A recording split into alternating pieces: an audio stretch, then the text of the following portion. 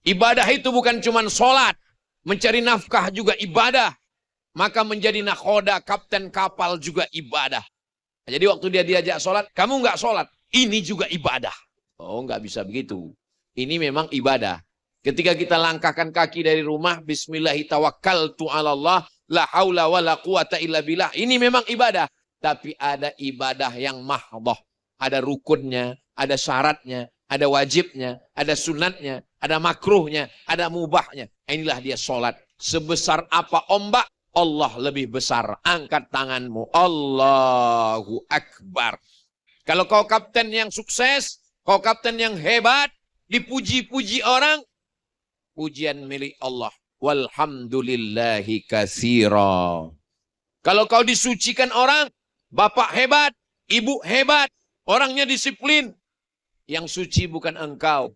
Wa subhanallah.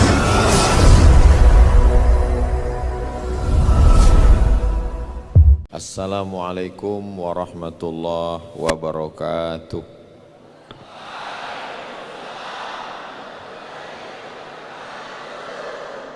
Apa kabar adik-adik semua? Alhamdulillah. Allahumma salli ala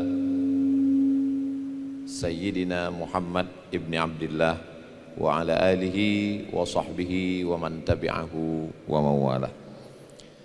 Yang sama kita hormati Bapak Rudi Susanto, Bapak Direktur Politeknik Ilmu Pelayaran Makassar, beserta seluruh jajaran, tamu-tamu yang tidak dapat saya sebutkan.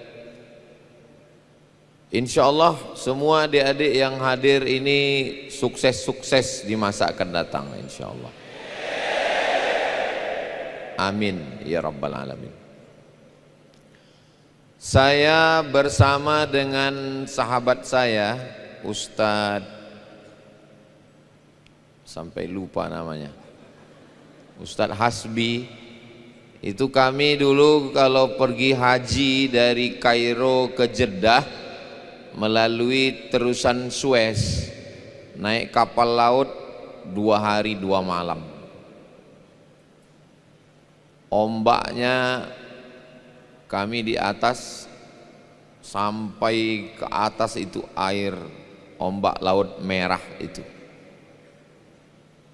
Kenapa Ustadz tahu? Ya karena memang kami di atas. Kenapa di atas? Karena itulah tiket yang paling murah. Karena kalau di kamar mahal. Jadi ternyata di balik kapal yang hebat menaklukkan dunia itu ada orang-orang yang berdisiplin. Saya masuk ke PIP Makassar ini dari Pekanbaru, transit Jakarta tadi malam. Dari Jakarta berangkat sampai ke Makassar, sholat subuh tadi di airport Makassar, sampai ke PIP pakai peci yang saya bawa. Ternyata pecinya mesti diganti, harus peci PIP juga. Pakai baju koko, bajunya diganti juga. Sampai di atas ini bajunya yang sudah diganti, diganti satu lagi, 2 kali ganti udah. Ini kalau saya bertahan 2 jam lagi diganti lagi ini. Saya bawa sorban, sorbannya diganti juga. Begitulah disiplinnya PIP ini. Artinya standar saya nggak berlaku di sini. Harus standar PIP. Saya di mana-mana tausiah itu biasanya pakai mikrofon di depan, jalan-jalan. Tapi di PIP dia punya standar khusus. Harus berdiri dan tidak boleh bergerak. Kalau bergerak suara hilang. Karena mikrofonnya udah dipasang begini. Dan di mana-mana kalau saya tausiah itu pakai mimbar begini, itu hanya sekedar mimbar. Tapi ternyata di PIP ini setelah saya kemari, ternyata ini layar. Luar biasa. Sudah lama saya tausiah, baru ini standar yang sangat ketat. Kenapa calon-calon nakhoda, kapten kapal, pelayar ini mesti disiplin? Karena kalau supir mobil, kalau dia ngantuk, dia bisa minggir ke pinggir jalan. Artinya walaupun supir itu disiplin, agak-agak kurang disiplin, mohon maaf, ya nggak apa-apa. Ngantuk di jalan tol, minggir ke rest area. Tapi kalau di tengah laut tidak disiplin, bangun-bangun marab buka.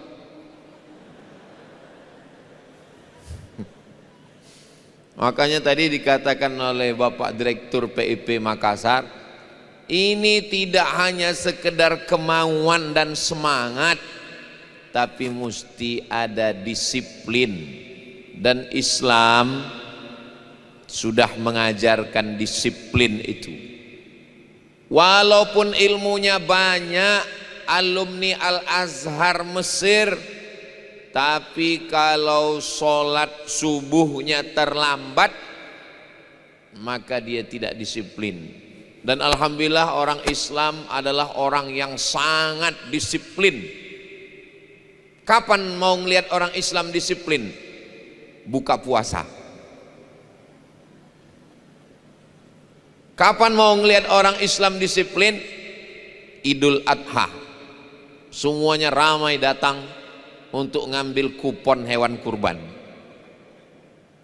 Jadi kita sudah dituntut untuk disiplin bahwa yang namanya sholat dari mulai azan sampai habis waktu. Kalau sudah waktunya habis, enggak ada lagi, batal. Karena syarat sahnya sholat mesti di dalam waktu. Kalau sudah di luar waktu, qadha namanya. Sehebat-hebatnya orang Islam, maka dia puasa dari mulai azan subuh sampai azan maghrib. Kalau lewat azan subuh dia makan, batal, tidak bisa ditawar-tawar. Kan puasa itu 13,5 jam Pak Ustadz. Azan subuh jam 5, azan maghrib 6.30. Ya, gimana kalau kita geser, sarapan pagi jam 7, nanti bukanya jam 8 habis isya? Nggak bisa, nggak bisa ditawar-tawar. Jadi saya mau menyampaikan bahwa kalau adik-adik konsisten dengan sholat, dengan puasa, insya Allah sejalan. Ini terkadang banyak orang, dia sudah salah tapi melegitimasi kesalahannya dengan agama. Kenapa kamu terlambat bangun? Takdir Allah. Kalau salah-salah aja, kalau ngantuk-ngantuk aja, ngaku. Jangan sudah salah, kesalahannya dilegalisir dengan agama. Orang yang begini ini kesalahannya dua. Yang pertama, tidak disiplin. Yang kedua, melegalisir kesalahan dengan agama. Agama ini bukan untuk mencari pembenaran. Agama ini untuk membuat kita bersikap benar. Orang kalau dia mau pergi ke laut, maka dia pasti berdoanya sangat khusyuk, takut kepada Allah. Itu yang disebutkan dalam Al-Quran. Apa kata orang yang di tengah laut itu? La in anjaitana min hadhihi lanakunanna minasyakirin. Ya Allah, kami mau pergi ke laut. Kalau engkau selamatkan kami dari lautan yang gelap, kami selamat dari lautan yang dalam, kami selamat dari puting beliung, kami selamat dari karang yang tajam, kami selamat dari angin kencang, kami akan menjadi orang yang bersyukur. Makanya waktu di laut baik, waktu di laut berintegritas, waktu di laut takut sama Tuhan. Setelah di darat baru jahat. Dan kalau kita perhatikan, semua hewan-hewan yang di air itu baik. Dia jadi jahat setelah naik ke darat. Contohnya lintah darat. Yang satu lagi buaya darat. Semua yang di air baik. Kenapa? Karena ada rasa ketakutan. Takut tenggelam, takut mati, takut tidak ada yang bisa menolong. Jadi disiplin dengan dekat dengan Tuhan itu mesti sejalan. Hanya disiplin saja, nggak ada apa-apanya kedisiplinan itu di tengah lautan yang luas. Beberapa bulan yang lalu saya diajak oleh sahabat saya di Terengganu, Malaysia untuk mancing sotong, cumi. Ustadz Somad, ya, nanti malam habis Isya kita ke laut. Ini lagi musim mancing cumi. Siap, saya bilang. Saya sebetulnya adalah khawatir juga. Cuman mau bilang takut, kita harus jaga image kan. Siap, saya bilang. Berapa lama dari tepi pantai? 1 jam Pak Ustadz. Dalam hati saya mau jauh juga ini. Habis sholat Isya kami pun pergi. Saya tengok jam 8. Sampai ke tengah laut jam 9. Sudah nggak nampak lagi tepian. Ombaknya besar.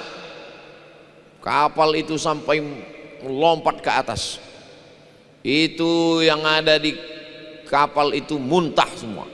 Saya alhamdulillah tidak muntah karena saya tidur.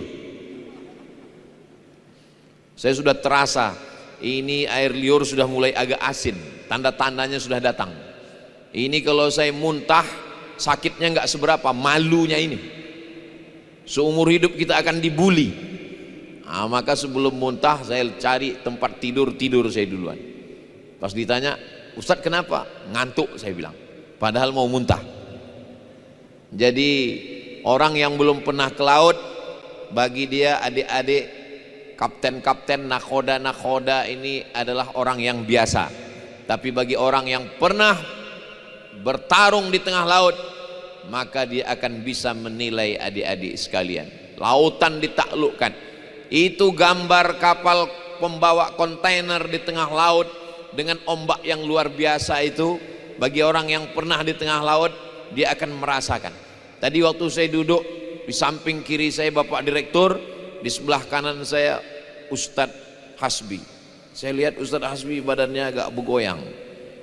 Saya tanya, kenapa goyang Ustadz Hasbi? Rasa-rasa di kapal sekarang, kata dia. Bapak Ibu adik-adik yang dimuliakan Allah Subhanahu wa taala. Jadi kalau mau mengukur keberanian orang, bawa dia ke laut. Kalau mau mengukur integritas kejujuran orang, bawa dia ke tengah laut. Dan kalau mau melihat kedisiplinan juga, bawa dia ke tengah laut. Tapi kalau belum mampu bawa dia ke tengah laut karena jauh, nggak usah jauh-jauh, bawa aja dia ke PIP untuk sementara.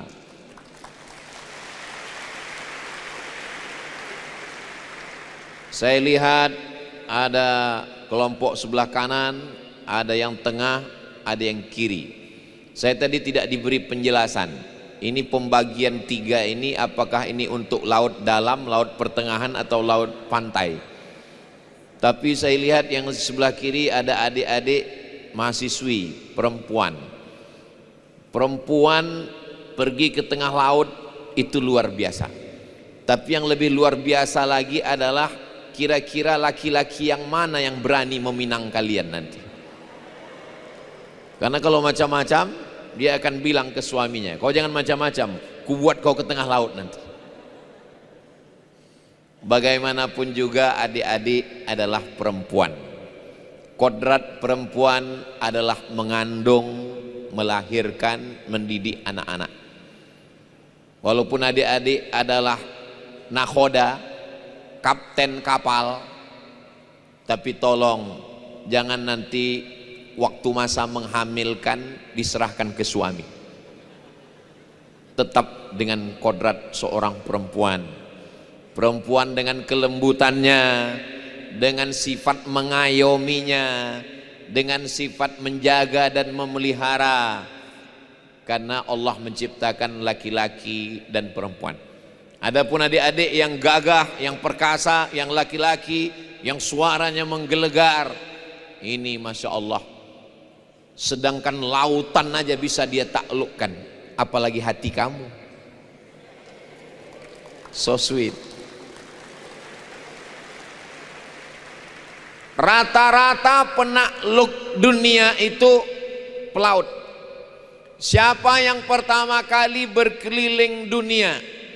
Namanya Ibnu Battutah. Ibnu Battutah dari Maroko. Kebetulan saya dulu kuliah di Maroko. Setiap kali saya cerita saya kuliah di Maroko, biasanya jamaah nanya, Ustadz dulu kuliah di Maroko? Iya, dekat dari Maroke. Saya S1 kuliah dengan Ustadz Hasbi di Mesir. Setelah Mesir, Libya tempat Ustadz Adi Hidayat. Mesir, Libya, Tunisia, Aljazair, Maroko. Maroko terakhir. Maroko itu bahasa Arabnya Maghrib. Maghrib itu tempat tenggelamnya matahari. Karena kalau kita tegak berdiri di Maroko, nampak seakan matahari itu ditelan oleh laut Samudra Atlantik. Dari Maroko ini menyeberang ke atas, ada satu negeri namanya Andalusia. Kalau saya sebut Andalusia banyak yang nanya, Andalusia itu di mana Pak Ustadz? Real Madrid, Barcelona. Oh paham. Spanyol. Penakluk dunia yang berkeliling itu berasal dari Maroko, namanya Ibnu Battutah. Dia menulis 2 buku setebal 2 Al-Quran. Nama kitabnya berjudul Rihlah Ibni Battutah, Adventure of Ibni Battutah, petualangan Ibnu Battutah. Dari Maroko Ibnu Battutah sampai ke Pulau Sumatera, sampai ke Pulau Jawa, sampai ke Nusantara. Begitulah kehebatan. Dan Ibnu Battutah sebelum berlayar, dia biasanya umroh dulu. Dia melaksanakan umroh, dia berkeliling Ka'bah, karena pusat dunia ini adalah Ka'bah. Di Ka'bah dia berputar 7 putaran, setelah itu barulah dia melanjutkan perjalanannya. Adik-adik pun nanti insya Allah panjang umur, sehat badan, akan melaksanakan umroh. Ustadz Somad juga program Agustus ini ada program umroh akbar bersama Ustadz Abdul Somad dengan travel Ustadz Hasbi. Daftar ke nomor berikut, ingat kuota terbatas. Nah, jadi sebelum berkeliling dunia ini ke pusat dunia dulu, Makkah. Jam Greenwich itu sebetulnya 00 itu dimulai dari Makkah, karena menurut ilmu geologi, ilmu bumi, pusat dunia ini adalah Makkah.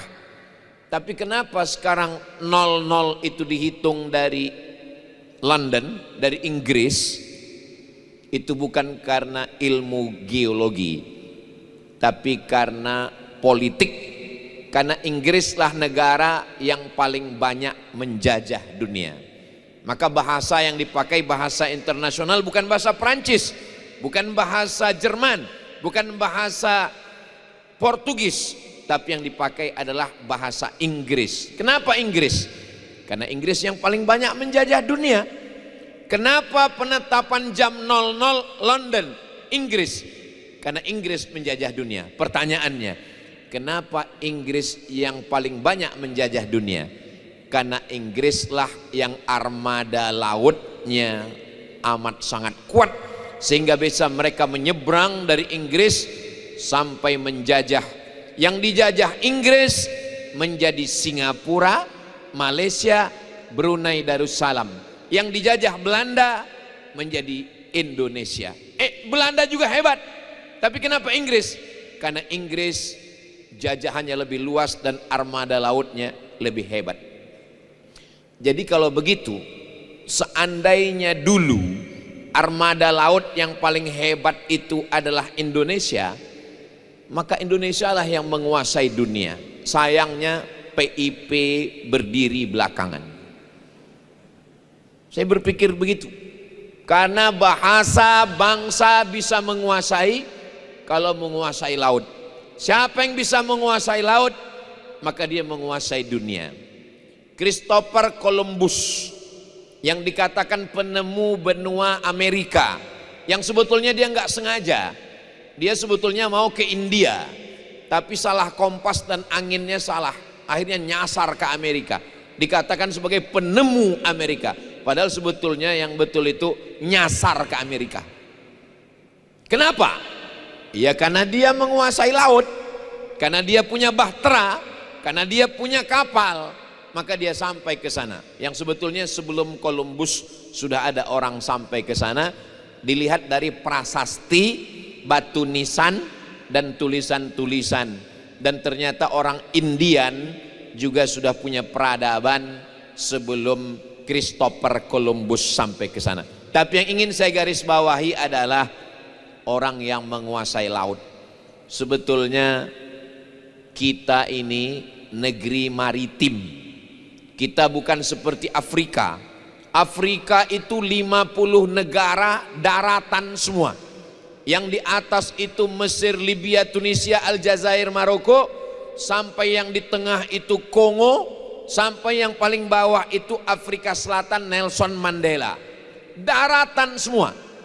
Tapi kita pulau, Pulau Sumatera, Pulau Jawa, Pulau Kalimantan, Pulau Sulawesi, Pulau Papua, negeri kepulauan. Makanya lagunya nenek moyangku seorang pelaut. Waktu saya kuliah di Maroko, kami dibawa ke kota Casablanca. Tulisannya Casablanca, cara bacanya Casablanca. Casa artinya rumah, Blanca artinya putih. Casablanca artinya rumah berwarna putih, karena memang di kota itu rumahnya berwarna putih. Sampai di Casablanca, kami diajak naik ke kapal Angkatan Laut Republik Indonesia yang sedang berkeliling dunia. Nama kapalnya kapal Dewa Ruci.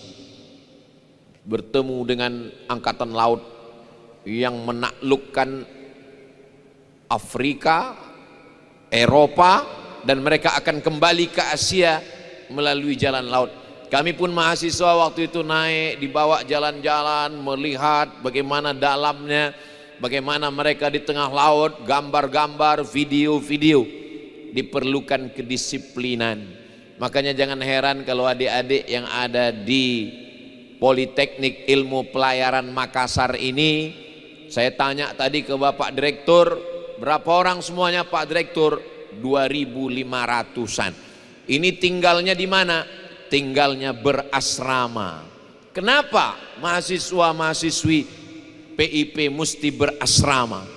Gak bisa dia kos-kosan, gak bisa dia hidup bebas di luar, karena dia mesti diikat dengan kedisiplinan. Lalu kemudian berapa lama dia belajar? Tahun 1, tahun 2. Setelah itu dia akan dibawa ke tengah laut. Dia nggak bisa berteori. Sekarang banyak orang belajar teori. Makanya ada tulisan judulnya Beternak Ikan di Atas Kertas, jurusan Fakultas Perikanan. Hafal semua jenis-jenis ikan, tapi nggak pernah sama sekali ternak ikan. Hanya nulis tentang ikan. Ikan menurut etimologi, ikan menurut terminologi, macam-macam ikan, jenis-jenis ikan, bagaimana kehidupan ikan. Tapi pas ditanya, pernah ternak ikan? Enggak.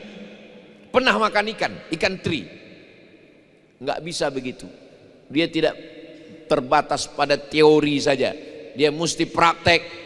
Makanya tadi waktu kami sarapan pagi saya diberitahu, Ustadz Somad mesti dibawa ada ke ruang praktek. Sebelum diajak saya langsung jawab, syukron, thank you, terima kasih. Karena sudah terbayang ini akan dipukul ombak, dihempas gelombang seperti kapal Titanic. Titanic, Titanic tulisannya, Titanic kata orang Indonesia membaca, ini Titanic tidak akan tenggelam Kata pembuat kapalnya, jangan sombong, karena laut bukan punya kita. Innama amruhu idza arada syai'an ayyakula lahu kun fayakun. Tenggelam. Jadi memang di tengah laut ini mesti ada dua yang sejalan.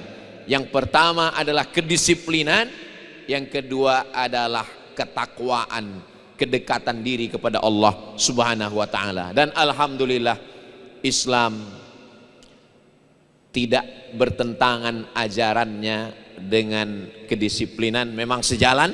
Dan di tengah laut orang tetap bisa sholat. Bagaimana kami bisa sholat di tengah laut, Pak Ustadz? Lihat kemana matahari tenggelam, agak kanan dikit. Begitu cara mengukur arah kiblat kalau kita dari Nusantara, dari Indonesia. Lihat kemana matahari tenggelam, agak kanan sedikit. Makanya dulu kalau kita bertamu ke rumah orang nanya, arah kiblatnya mana? Arah matahari tenggelam ke kanan sedikit. Dulu begitu. Dulu kita nanya orang. Sekarang kita kalau bertamu ke rumah orang sudah nggak nanya lagi. Kenapa? Langsung buka handphone, tengok Google arah kiblat. Kita sudah punya arah aplikasi penentu kiblat. Akhirnya silaturahim kita nggak ada lagi nanya, nggak ada lagi ngobrol, karena sudah terwakili oleh handphone. Lalu kemudian bagaimana kita berwudu? Dalam Islam berwudu dengan air laut sah. Tidak ada halangan untuk melaksanakan sholat. Gak perlu tayamum. Tegak berdiri di atas kapal bisa sholat berjamaah, ganti-gantian. Yang satu menjaga bagaimana perjalanan kapal ini tetap berjalan, sip-sipan. Sip pertama sholat, saya tetap jaga. Nanti habis ini kamu yang jaga, saya yang sholat. Karena ada juga orang menganggap semua hidupnya ini ibadah. Ibadah itu bukan cuma sholat, mencari nafkah juga ibadah. Maka menjadi nakhoda, kapten kapal juga ibadah. Jadi waktu dia diajak sholat, kamu nggak sholat, ini juga ibadah. Oh, nggak bisa begitu. Ini memang ibadah. Ketika kita langkahkan kaki dari rumah, bismillahi tawakkaltu ala Allah, la haula wa la quwata illa billah. Ini memang ibadah. Tapi ada ibadah yang mahdhah, ada rukunnya, ada syaratnya, ada wajibnya, ada sunatnya, ada makruhnya, ada mubahnya. Inilah dia sholat. Sebesar apa ombak, Allah lebih besar. Angkat tanganmu, Allahu Akbar. Kalau kau kapten yang sukses, kau kapten yang hebat, dipuji-puji orang, pujian milik Allah. Walhamdulillahi katsira. Kalau kau disucikan orang, bapak hebat, ibu hebat, orangnya disiplin. Yang suci bukan engkau. Wa subhanallahi bukaratau wa asila. Hilangkan kesombongan, hilangkan keangkuhan. Sehebat apa laut, seluas apa laut, serahkan semuanya kepada Allah. Inna solati wa nusuki wa mahyaya wa mamati lillah. Tapi bukan berarti karena semua diserahkan pada Allah lalu ditinggalkannya ini. Nakhoda ini yang sedang mengendalikan kapal ini, kapten ini yang sedang mengurus kapal, dia tinggalkan. Ketika orang nanya, kamu mau kemana? Serahkan pada Allah. Itu bunuh diri namanya. Serahkan pada Allah dengan ikhtiar dan usaha. Ada orang membawa onta, lalu dia tanya ke Nabi, aqiluha wa atawakkal am utliquha wa atawakkal? Ini saya tambatkan dulu, saya ikat baru bertawakal, atau saya lepaskan saja bertawakal? Kata Nabi, ikatkan dulu, setelah diikat baru bertawakal. Belajar dulu ilmunya di PIP Makassar, disiplin, setelah itu baru bertawakal. Bukan nggak ada ilmu langsung ke laut, bismillahi tawakkaltu ala Allah, la haula wa la quwata illa billah. Ujungnya innalillah. Nggak bisa tawakal tanpa ilmu. Semua ada ilmunya. Idza wussidal amru ila ghairi ahlihi, kalau diserahkan pada orang yang bukan ahlinya, fantaziris sa'ah, tunggulah kehancuran. Apapun namanya kalau diserahkan bukan pada ahlinya, tinggal menunggu kehancuran. Kontainer itu sebesar rumah. Dan memang di PIP ini kontainer itu memang dijadikan rumah. Saya pun tidur di kontainer tadi. Cakep-cakep kontainernya bisa disulap menjadi rumah. Ustadz Somad, ini panas ini Pak Ustadz. Begitu saya masuk ke dalam, Masya Allah, AC-nya 16, rasa di kutub utara. Dingin. Itu satu kontainer, itu satu rumah.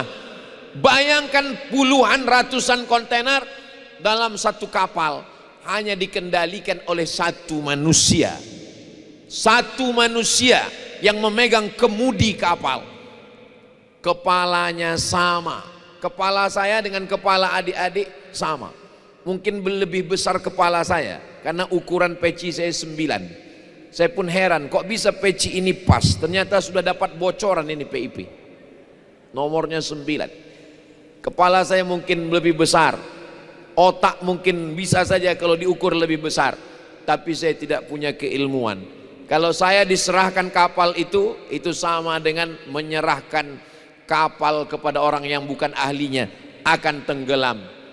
Zalim, aniaya.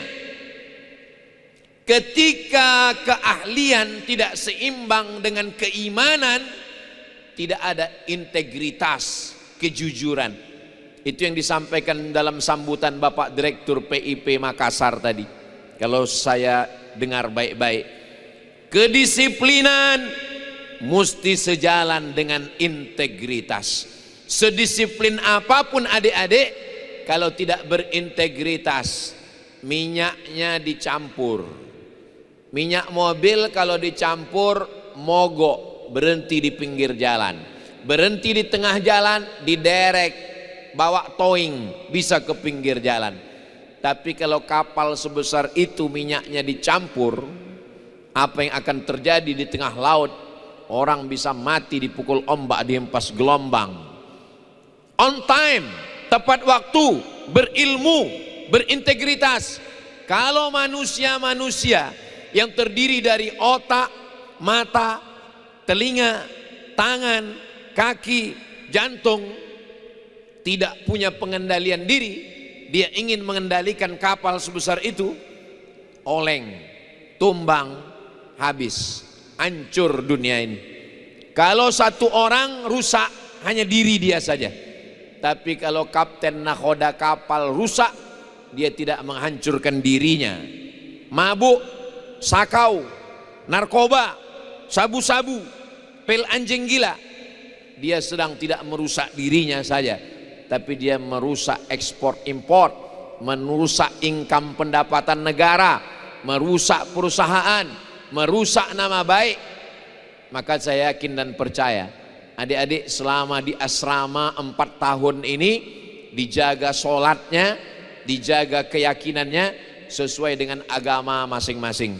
Adapun saudara kita yang non muslim, wala ana abidum ma'abattum wala antum abiduna ma'abud lakum dinukum waliyadin. Adapun kita sebagai muslim, kita serahkan kepada Allah Subhanahu wa taala setelah kita berikhtiar dan berusaha. Apa yang mau dicari? Yang mau dicari ini hanya makan pakai. Sekaya-kaya adik-adik punya kapal banyak, pengusaha, entrepreneur, hidup ini cuma 2, makan, pakai. Sekaya-kayanya orang cuma 2, makan, pakai. Punya rumah, dipakai. Punya mobil, dipakai. Punya duit, beli makanan, makan. Saya tadi landing sampai di airport, habis sholat subuh langsung ke PIP. Sampai di PIP, tentu saja menu utama coto Makassar. Tapi tidak berubah dari kami di Sumatera soto, sampai sini coto. Tapi somat tetap somat, bukan jadi comat. Habis makan soto Makassar, disuguhkan 3 bubur. Bubur kacang hijau, bubur ketan hitam, bubur jagung. Masya Allah. Sebetulnya saya mau habiskan 3-3, cuman malu. Sudah kurus makan banyak. Saya cuman makan bubur jagung. Yang ketan hitam dengan bubur kacang hijau saya berikan ke sahabat-sahabat saya. Setelah itu belum selesai lagi, ada makanan lagi. Ini barongki Pak Ustadz. Selama ini saya tahu barongko, tapi saya segan bertanya, mungkin barongko itu laki-laki, barongki perempuan. Makan Pak Ustadz. Ternyata adik-adik di PIP ini tidak sempat lagi untuk mengupas kulit pisang, tidak sempat lagi untuk mengunyah pisang. Supaya efisien, langsung makan barongko, masuk gul langsung, nggak perlu kunyah, nggak perlu kupas lagi. Efisien. Begitulah sampai di sini makanannya bergizi, sehat. Supaya apa? Supaya tidak ngantuk. Saya tadi mulai berdiri setengah 10, sekarang sudah 10 lewat 10, sudah 40 menit saya berdiri. Saya tengok adik-adik sebelah kanan masih tetap tegak, yang sebelah kiri juga tetap tegak, yang di depan juga tetap tegak, seakan-akan mereka sedang melihat ombak yang sedang menjadi tantangan. Karena memang orang PIP tidak boleh mengantuk. Kalau dia mengantuk, kapal tenggelam. Di beberapa tempat kadang saya baru tausiah 15 menit sudah keluar ilmu padi. Makin berilmu makin menunduk. Tapi di PIP ini Masya Allah, orang biasanya kalau ngantuk mendengar tausiah itu dua kemungkinan. Yang pertama digoda setan, yang kedua cacingan. Tapi di PIP ini rasanya nggak mungkin cacingan, karena dari mulai seragamnya, dari mulai gayanya sehat-sehat semua. Dan mereka beruntung tinggal di Makassar, karena Makassar ini pinggir laut. Kami tadi pergi melewati kebun tanaman mangrove, dari tempat penginapan ke jembatan mangrove langsung ke laut. Ini laut lepas Pak Ustadz. Masya Allah, tabarakallah. Artinya adik-adik di sini badannya sehat. Mau jogging, mantap. Saya lihat tadi di samping itu cottage itu ada semen yang diberi batu-batu kerikil. Nah, itu dulu kami pernah, saya waktu jogging berjalan di atas batu, karena saya dengar katanya batu-batu kerikil itu bagus untuk telapak kaki sekaligus pijat refleksi. Sehingga urat-urat di kaki itu yang kesleo, yang sakit, maka kita menjadi sehat. Saya pun pernah di Pekanbaru berjalan di tepi kolam yang ada batu-batu kerikil refleksi. Habis itu kami mampir ke rumah, kebetulan sahabat kami dokter. Lalu saya tanya ke Bapak dokter, Pak dokter, kami tadi sudah jalan 1 jam, jalan kaki di atas batu. Ada yang ngasih tahu saya katanya batu itu kalau diinjak itu kita sehat, karena sekaligus pijat refleksi. Apa betul Pak dokter? Kata dia, sebetulnya itu bohong Pak Ustadz, hoax aja. Loh, saya kaget. Tapi saya merasa sehat. Itu sugesti Pak Ustadz. Jadi banyak kita ini sebetulnya ngarang, tapi karena yakin jadi sehat juga. Nah, jadi adik-adik di sini untuk jogging nggak perlu nginjakkan kaki ke atas kerikil, bebas karena luas sekali, tanahnya bagus, tempatnya luas, bangunannya cantik. Lalu kemudian tepi laut, kami di Pekanbaru, jantungnya Sumatera, kalau mau ke laut itu jauh. Makanya banyak yang mengeluh, Ustadz, kita ini kalau mau berenang mesti di kolam renang, bayar paling murah 1 jamnya 50.000. Makanya tadi waktu tegak di pinggir laut saya langsung ingat, waduh beruntung sekali adik-adik di PIP Makassar ini, nggak perlu bayar, mau berenang langsung ke laut, latihan langsung jadi. Ustadz, kalau saya banyak dosa gimana Pak Ustadz? Mandi tobat. Kalau mandi tobat bersih, apalagi kalau mandinya di laut, bukan cuma dosa hilang, orangnya hilang sekalian. Tapi insya Allah adik-adik bisa berenang. Tidak ada kesuksesan tanpa kedisiplinan, tidak ada keberhasilan tanpa penderitaan. Saya ke Mesir September 98, 99, 2000, 2001, 2002, 4 tahun nggak pulang. Saya yakin adik-adik di Makassar ini walaupun berasrama, tapi setahun sekali pasti pulang. Saya 4 tahun nggak pulang. Ustadz 4 tahun nggak pulang itu karena disiplin, bukan, tiket mahal. Habis 4 tahun, saya lanjut lagi ke Maroko dengan Ustadz Asbi di Mesir. Habis itu saya terbang lagi ke Maroko. Di Maroko 2004, pulang 2006, 2 tahun enggak pulang juga. Habis itu saya lanjut lagi ke Sudan. Di Sudan 2017, 18, 19 sedang perang. Saya sampai ke Sudan 2019, turun di Khartoum, airport sepi sunyi, nggak ada. Satu-satunya pesawat hanya pesawat Ethiopian Airlines. Pesawat Saudi Arabia nggak mau masuk. Pesawat Amerika nggak masuk. Satu-satunya pesawat yang mau masuk ke Sudan hanya pesawat Ethiopian Airlines. Lalu saya tanya, kenapa pesawat ini berani masuk? Karena kabarnya pesawat ini nggak ditembak pun jatuh. Jadi dia nggak takut lagi ditembak. Udah tinggi tingkat tawakalnya kepada Allah SWT. Saya tanya ke almarhumah ibu saya akan ke Sudan nanti 2017, 2018, 2019. Emak sendiri di rumah, umur 70 tahun. Saya mau ngetes dia. Bagaimana kalau saya pergi ke Sudan untuk S3 doktor, sementara emak sendirian di rumah? Saya nggak punya kakak perempuan, saya nggak punya adik perempuan. Kami keluarga cuma 2 orang. Saya anak pertama, adik saya nomor 2. Bagaimana nanti? Apa kata ibu saya?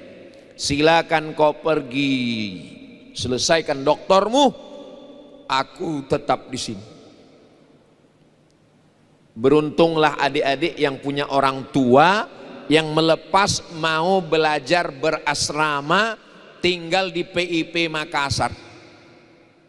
Saya nggak mau ada kabar tiba-tiba Bapak Direktur cerita, Ustadz Somad, ini ada mahasiswa kita kalau sore-sore berdiri di tepi kebun pohon mangrove melihat laut dan merasa mengapa aku terasing dan terbuang dari keluarga.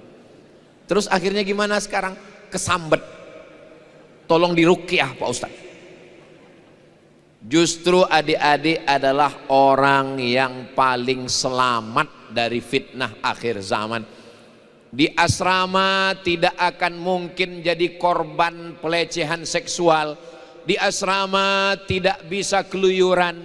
Di asrama nggak mungkin kena dugem. Tahu kan dugem? Duduk sambil gemetar. Di asrama nggak mungkin kongko-kongko waktu habis. Di asrama penuh dengan kedisiplinan. Time is money. Waktu adalah uang. Di asrama dia, tapi tentu saja di asrama ada kakak tingkat, ada senior. Ingat, keberhasilan kita di asrama, keberhasilan kita di bangku kuliah bukanlah segala-galanya. Berapa banyak orang yang ketika di kampus sukses berhasil, tapi di kampus yang sesungguhnya adalah di jagat raya, di luar. Saya dengan Ustadz Asbi di Al-Azhar, boleh jadi mungkin kami di Al-Azhar biasa-biasa saja, tapi setelah di alam nyata ini ya biasa-biasa juga. Jadi jangan sombong karena anak orang kaya. Karena yang kaya bapakmu. Kalau bapakmu mati, kau tetap jadi anak yatim. Jangan sombong karena anak pejabat. Karena yang pejabat bapakmu. Paling lama 2 periode. Itu pun kalau tidak datang KPK. Jangan sombong karena ganteng. Karena sampai masanya kau akan tua. Jangan sombong karena cantik. Berapa banyak yang cantik-cantik, tinggal sisa-sisanya saja. Yang perlu dijaga itu adalah persahabatan. Persahabatan itu seperti apa? Seperti kepompong yang berubah menjadi kupu-kupu. Awalnya bukan apa-apa dan bukan siapa-siapa, menjijikkan, ulat, geli, mau muntah. Tapi kalau sudah jadi kupu-kupu yang cantik terbang, semua orang berkata, cantiknya kupu-kupu. Suatu ketika saya mampir makan Kelihatannya enak nih makan. Saya suka makan yang berkuah-kuah. Soto, sup. Saya lihat ada sup, saya mampir. Makanya saya suka jalan-jalan ke Makassar ini karena di sini makanannya berkuah. Yang pertama coto, yang kedua konro. Sup saudara. Saudara pun di sup juga di sini. Saya lihat ada soto, sup, saya mampir. Pas lagi makan, saya lihat ada seperti orang yang wajahnya nggak asing. Loh, ini kayaknya kawan saya dulu ini, kawan. Saya tanya, kamu si Anu? Iya, Masya Allah, sudah 20 tahun nggak jumpa, kawan kuliah dulu. Saya bilang, ayo, makan kita, makan. Saya ajak makan, jangan takut, makan, pesan, nanti saya bayar, ayo. Setelah makan, pas saya mau bayar, kata yang jaga, mohon maaf Pak, kata kasirnya, gak usah bayar. Kenapa? Karena yang punya rumah makan itu yang makan sama Bapak. Ternyata dia yang punya. Jadi ini punya kamu. Iya. Karyawannya dibawa umroh gratis. Bahkan tukang pijitnya, dia punya tukang pijit dibawa juga. Kaya. Itu mobil dia di luar. Masya Allah. Terus saya tanya, sudah punya tuyul berapa? Kaya sekali. Akhirnya saya tanya dia, kita kan lama dulu satu sekolah. Iya. Apa yang membuat kamu baik ke saya? Saya penasaran. Apa jawab dia? Kau dulu waktu di sekolah baik sama aku, man. Coba waktu dulu saya nggak baik sama dia, pasti bayar kan? Kau dulu baik sama aku, man, nggak pernah menyinggung perasaan. Kau temanku baik. Saya bilang, bagaimanapun juga ini bisnis is bisnis. Maka saya mesti bayar, saya bilang. Dia bilang nggak boleh bayar. Saya bilang mesti bayar. Nggak boleh, kata dia. Kalau begitu, inilah saya yang pertama dan terakhir. Huwal awwalu wal akhiru.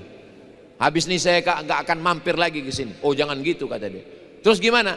Kalau gitu kita cari jalan tengah. Gimana? Bayar setengah. Hubungan baik mesti terjaga dan terpelihara. Setiap berangkat umroh ke Saudi 1 tahun 2 kali. Musim dingin, musim panas. Musim panas bulan Agustus, musim dingin bulan Januari. Berangkat umroh, berangkat haji diajak oleh Ustadz Hasbi. Kenapa dia mengajak saya? Karena hubungan baik. Coba dulu saya mengejek dia, membuli dia, pasti dia tidak akan mengajak saya. Inilah pentingnya hubungan baik. Saya ini baik kan Ustaz Hasbi kan? Baik kan? Baik kata dia. Saya udah kasih kode tadi, baik. Jangan membuli, jangan menyepelekan teman, karena kita nggak tahu bagaimana nasib. Ustadz dulu di pondok pernah nggak kena pukul? Oh pernah. Nggak terhitung berapa kali tangan saya ini dipukul pakai batang sapu. Pukul. Ngantuk-ngantuk di masjid dipukul pakai sajadah. Pukul.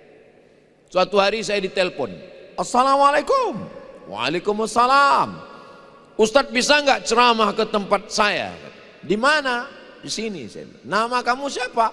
Si Anu. Kita dulu satu pondok. Ingat saya orangnya. Oh ini yang mukul saya dulu. Saya bilang mohon maaf jadwal saya penuh, saya bilang. Ustadz dendam? Saya enggak dendam, cuman ingat aja. Jaga hubungan baik. Saya setiap melepas adik-adik mahasiswa mau ke Mesir, selalu saya pesankan, nilai yang paling tinggi di Al-Azhar adalah mumtaz, excellent. Nilai di bawah excellent adalah jayyid jiddan, very good. Nilai di bawah jayyid jiddan adalah jayyid, good. Nilai di bawah jayyid adalah makbul, cukup. Nilai di bawah makbul adalah rasib, gagal. Tapi ingat, orang yang berhasil di kampus belum tentu berhasil di alam nyata. Dan orang yang gagal, tapi jangan omongan saya ini dipotong lalu melegitimasi kegagalan. Makanya kalau dengar ceramah Ustaz Somad, jangan yang TikTok 1 menit itu. Nanti yang gagal, kenapa kau gagal kata bapaknya, kenapa kau gagal kata ibunya. Nih kata Ustadz Somad, kegagalan di kampus bukanlah kegagalan di alam nyata. Oh, menyesatkan itu. Makanya kalau nonton ceramah Ustadz Somad, tonton yang penuh 60 menit yang ada di PIP Makassar. Tonton di channel Ustadz Abdul Somad Official. Subscribe, like, share, and comment. Aduh, kami susah lah mau nyari ceramah Ustadz di handphone itu. Kalau ditulis Abdul Somad banyak sekali. Yang mana yang di PIP itu?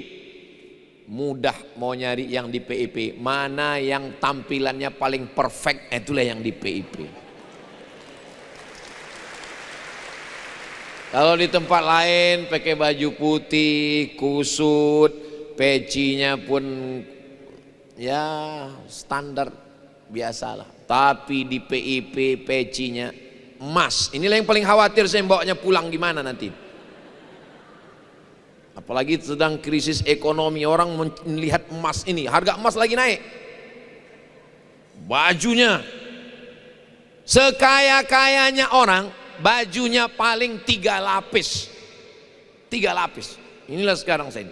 Tahu adik-adik gimana perasaan saya pakai baju ini sekarang? Panas. Gagah. Ustadz Somad, Ustadz kalau bisa makannya agak banyak dikit, kata dokter. Kenapa Pak Dokter? Karena Ustadz terlalu kurus, jadi kurang wibawa. Coba Ustadz makan agak banyak supaya lebih berwibawa. Hari ini saya kelihatan gemuk karena baju 3 lapis. Singlet di dalam, tambah lagi baju dari PIP yang di dalam, tambah lagi 4 lapis. Singlet, baju PIP, baju sorban lagi 4 lapis. Sekaya-kaya orang bajunya cuma 3 lapis. Kalau ada orang pakai baju 4 lapis itu bukan orang kaya, demam.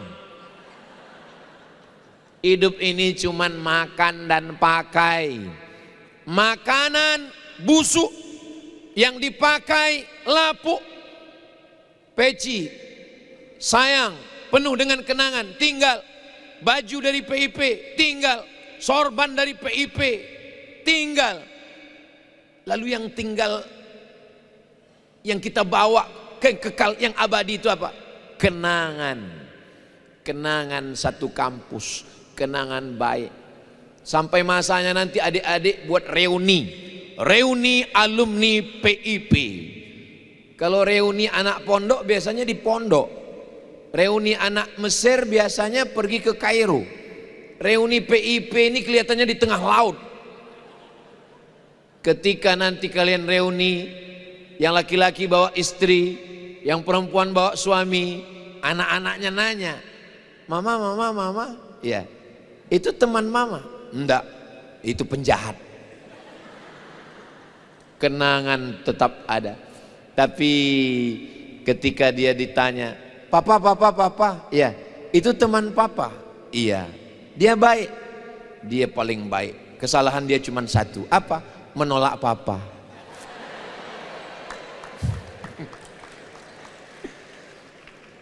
Tapi rencana Allah jauh lebih indah. Kenapa? Karena Allah mengirim bidadari surga, mamamu, untuk mendampingi papa. Begitu caranya mengobati hati yang terluka. Karena tidak semua perempuan bisa mendampingi nakhoda. Saya pernah ketemu dengan kapten, masih hidup orangnya. Saya nih Pak Ustadz, kapten, pulangnya 6 bulan sekali dari tengah laut. Melihat daratan itu 6 bulan sekali Pak Ustadz. Terus gimana rumah tangganya, saya tanya. Itulah istri yang bisa mendampingi saya Pak Ustadz. Begitu juga dengan adik-adik. Mungkin dulu waktu kuliah adik-adik ada yang playboy cap tupai, ada yang playboy cap gayung. Walaupun berasrama dia tetap bisa, badannya boleh terkurung tapi hatinya berselancar di alam maya. Ketika istrinya bertanya, "Kakak, abang, begitu banyak calon dulu, kenapa aku yang bisa mendampingi kamu?" Maka dia akan menjawab, "Karena kaulah yang lulus fit and proper test untuk mendampingi nakhoda penakluk dunia." Jadi Setelah saya tanya, ini kapten, iya, kapten kan keliling dunia bawa kapal, iya. Bagaimana dengan istri? Itulah istri yang dari dulu sampai sekarang, dari anak 1 sampai anak 4, itulah tetap itu Pak Ustadz. Kok bisa? Tapi 6 bulan pergi. Justru Ustadz Somad, setelah 6 bulan pulang, itu kita bulan madu terus Pak Ustadz. Kalau dilihat tiap hari jadi jelek Pak Ustadz. Kalau dilihat jarang-jarang jadi cantik Pak Ustadz. Jadi jangan pernah takut untuk jatuh cinta dengan pelaut kapten. Kenapa? Setia. Dari mana Ustadz tahu mereka setia? Tonton Popeye, Sailor Man. Mereka setia menjaga. Kalaupun ada yang dapat video-video bagaimana, maaf, ada kapal-kapal kecil speedboat yang pergi ke tengah laut, maka jangan gara-gara nila setitik rusak susu sebelanga. Saya sudah melihat dengan mata kepala sendiri, mereka di sini dididik dengan 2 asas dasar: keahlian profesionalisme dan integritas sesuai dengan keyakinan agama. Mereka menjalankan perintah Allah Subhanahu wa taala. Mudah-mudahan adik-adik semua istiqomah insyaallah. Amin ya rabbal alamin. Ekspor impor kita tidak bisa dengan pesawat terbang. Aftur minyak sedang mahal-mahalnya. Batu bara. Batu bara dari mana yang paling banyak di dunia ini? Dari dalam tanah. Batu bara yang diambil dari dalam tanah Kalimantan. Bahkan di Sumatera itu dalam batu baranya bukan cuma di dalam tanah, di atas tanah pun ada batu bara. Satu-satunya Abdul Somad batu bara. Minyak, gas bumi, nikel. Bagaimana cara membawanya? Batu bara tidak bisa dibawa dengan pesawat. Dia mesti dibawa dengan kapal. Dan kapal dibawa oleh manusia. Manusia yang terdiri dari mata, tangan, telinga, dan kaki. Yang memegang kendali adalah tangannya. Yang melihat ke depan adalah matanya. Tapi yang dia jaga mesti hatinya. Maka tertulis di situ, hati-hati. Kenapa bukan tangan-tangan? Kenapa bukan mata-mata? Karena mata, tangan diperintahkan oleh hati. Maka pandai-pandailah menjaga hati. Kalian sekarang hanya menjaga hati orang tua, tapi nanti mulai menjaga hati atasan, teman satu kapal, satu perjalanan. Kalian jadi bos, punya karyawan, punya istri, punya mertua, punya anak. Walaupun sudah tamat dari PIP Makassar, liburan, datang jalan-jalan kemari. Nasib tidak sama, garis startnya boleh sama, tapi ketika sudah berlayar, nasibnya kalau memang batu dia tenggelam, kalau memang sabut dia terapung. Ada yang jadi bisnismen orang kaya. Gimana kamu sekarang? Saya bawa satu kapal Pak Ustadz, ini kapal saya. Masya Allah. Gimana kamu sekarang? Saya nggak bawa kapal Pak Ustadz. Masa alumni PIP nggak bawa kapal? Nggak bawa Pak Ustadz. Tapi semua kapal yang ada di laut itu setengahnya punya saya Pak Ustadz. Amin. Dari bunyi aminnya seperti kurang yakin kelihatan. Rezeki kita cari, tapi pemberi rezeki menempatkan sesuai kehendak Allah. Setelah kita berusaha kita dapat. Jangan lupa nanti adakan acara reuni dalam rangka Disnatalis PIP yang ke-125. 20 tahun lagi. Disnatalis yang ke-105 Abdul Somad datang. Yang ke-125 berarti tahun 2036, 2046. 2046 saya tidak lagi berhadapan dengan mahasiswa-mahasiswi, tapi saya berhadapan dengan pemimpin-pemimpin bangsa Indonesia 2026, 36, 2046. Mereka yang akan mengontak saya. Assalamualaikum Ustadz Abdul Somad. Waalaikumsalam. Bisa Ustadz datang ke PIP Makassar dalam rangka Disnatalis yang ke-125. Oke, I am coming. Saya pun datang kemari. Masya Allah. Tapi tahun 2046 itu saya nggak bisa berdiri, udah pakai kursi, udah duduk. Dan Bapak Ibu sebagian sudah meninggal. Saya masih hidup. Saya masih hidup. Berpikirlah tentang masa depan Indonesia, tentang masa depan PIP, tentang masa depan pelayaran, tentang masa depan bisnis, tentang masa depan ekspor import. Barang-barang Indonesia berkualitas, tapi kalau tidak dibawa ke luar negeri, transportasi terganggu, hanya lokal saja, nggak ada maknanya. Maka adik-adik, ibarat mata rantai kesuksesan Indonesia, kalau sampai satu mata rantainya ini copot, dia akan gagal. Gagal berhasilnya Indonesia ke depan ada di tangan adik-adik semua. Siap jaga Indonesia? Merdeka! Takbir! Kalau saya sudah takbir berarti waktu sudah habis. Pas jam 10.30. Saya di mana-mana ceramah nggak boleh lebih. Kenapa? Disiplin, on time. Ini sebetulnya kampus pelayaran atau pondok pesantren. Pelayaran, politeknik ilmu pelayaran. Tapi yang baca Quran qori'ah juara. Mohon maaf Pak Direktur, ini mahasiswa kita. Bukan pemain naturalisasi. Asli. Saya tadi heran. Saya sangka mereka akan ngaji di sini. Ternyata mereka ngaji di atas batu-batu di tengah laut. Yang ada tali-tali kapalnya. Ada lagi pohon tumbuh di tengah laut. Hebatnya PIP ini. Pohon pun mereka tanam di tengah laut. Membaca Quran mereka di tengah laut. Ikan-ikan bersimpuh sujud. Pembawa acaranya pakai bahasa Arab. Mohon maaf, ini mahasiswa kita juga. Allahu Akbar. Saya sangka anak pesantren yang disewa 2 jam. Kenapa Ustaz tanya dulu? Soalnya saya pernah ceramah, saya puji qorinya. Ternyata selesai acara, mohon maaf Pak Ustaz, itu pemain naturalisasi.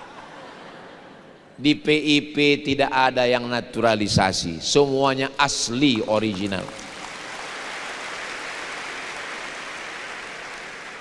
Anda mau anak Anda berintegritas, Anda mau anak Anda berdisiplin, Anda mau anak Anda hebat ngaji, tapi juga bisa menaklukkan laut, daftarkan segera ke PIP Makassar.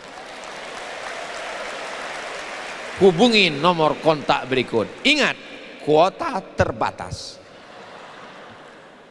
Yang sudah lulus, alhamdulillah.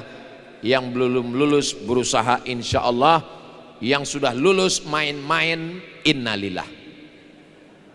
Ustaz Abdul Somad di mana-mana ceramah 60 menit, 1 jam. Kenapa di PIP Makassar kemarin lebih 3 menit, 63 menit. Kenapa? Karena 3 lapis baju. Akhirnya saya ucapkan selamat Disnatalis 105 PIP Makassar. Mudah-mudahan selalu dalam bimbingan rahmat dan ridha Allah. Sukses dunia, sukses akhirat. Di akhir majelis, mari kita sama berdoa kepada Allah. Mudah-mudahan Allah memberikan pertolongan kepada kita semua, menjadi adik-adik pemimpin masa depan. Bapak Ibu dosen diberikan kekuatan untuk mengajar, mendidik, melanjutkan tongkat estafet perjuangan. Ala hadhihi niyah. Al-Fatihah. A'udzubillahi minasyaitonir rajim. Bismillahirrahmanirrahim. Alhamdulillahi rabbil alamin. Arrahmanir rahim. Maliki yaumiddin. Iyyaka na'budu wa iyyaka nasta'in. Ihdinas siratal mustaqim. Siratal ladzina an'amta 'alaihim ghairil maghdubi 'alaihim waladdallin. Amin. Allahumma salli ala sayyidina Muhammad wa ala ali sayyidina Muhammad. Allahumma anzilir rahmata wassalamata wal barakata ala hadhil jamaah. Ya Allah, turunkanlah keselamatan, kerahmatan, keberkahan kepada seluruh jamaah yang hadir ini ya Allah. Allahumma ja'al hadhil jami'ata jami'atan mubarakatan fiha. Ya Allah, jadikanlah Politeknik Ilmu Pelayaran Makassar ini menjadi sebuah lembaga pendidikan yang melahirkan calon pemimpin masa depan yang akan menjadi salah satu unsur kebanggaan bangsa di masa yang akan datang, hari ini, besok, dan di masa yang akan datang ya Rabbal Alamin. Allahumma wafiq ulata umurina, pemimpin-pemimpin kami, condongkan hati mereka untuk selalu memperhatikan lembaga pendidikan yang akan melahirkan calon pemimpin pelanjut tongkat estafet perjuangan. Allahumma hafaz abna'ana wa banatina, jaga pelihara mahasiswi dan mahasiswa kami dari segala perbuatan maksiat ya Allah. Wahfazhum min kulli su' wa syarr wa makruh, jaga dari segala perbuatan fitnah akhir zaman ya Rabbal Alamin. Allahumma ja'al asatidatana minal mukhlasin, jadikan para dosen-dosen kami, Bapak Direktur, Bapak-bapak ketua jurusan menjadi orang-orang yang amanah, karena segala yang mereka lakukan ini adalah proses pendidikan membentuk generasi masa depan bangsa ya Rabbal Alamin. Rabbana fir lana dzunubana, ampunkan dosa kami, wali abaina ayah kami, wali ummahatina ibu kami, wali azwajina pasangan hidup kami, wali dzurriyyatina anak-anak kami. Rabbana taqabbal minna, terima segala amal kami, wa tub alaina, terima taubat kami. Rabbana ij'alna, jadikanlah kami minal ladzina yastami'una al-qaula fayattabi'una ahsanah, jadikan kami orang-orang yang mendengarkan nasihat yang baik lalu mengamalkannya dengan amal yang baik. Allahumma ansurna, bantu kami karena kami sesungguhnya lemah menjalani kehidupan ini. Hasbunallah wa ni'mal wakil, hanya Engkau saja yang bisa menolong kami. Ni'mal maula wa ni'man nasir, Engkau sebaik-baik penolong ya Allah ya Rabbal Alamin. Rabbana atina fid dunya hasanah wa fil akhirati hasanah wa qina adzaban nar. Wa sallallahu ala sayyidina Muhammad wa ala alihi wa sahbihi wa sallam. Walhamdulillahi rabbil alamin. Taqabbalallahu minkum minna wa minkum taqabbal ya karim. Terima kasih segala perhatian, mohon maaf segala kesilapan. Saya tutup dengan pantun penutup, menangkap puyuh di Bukit Selasih. Thank you dan terima kasih. Wassalamualaikum warahmatullahi wabarakatuh.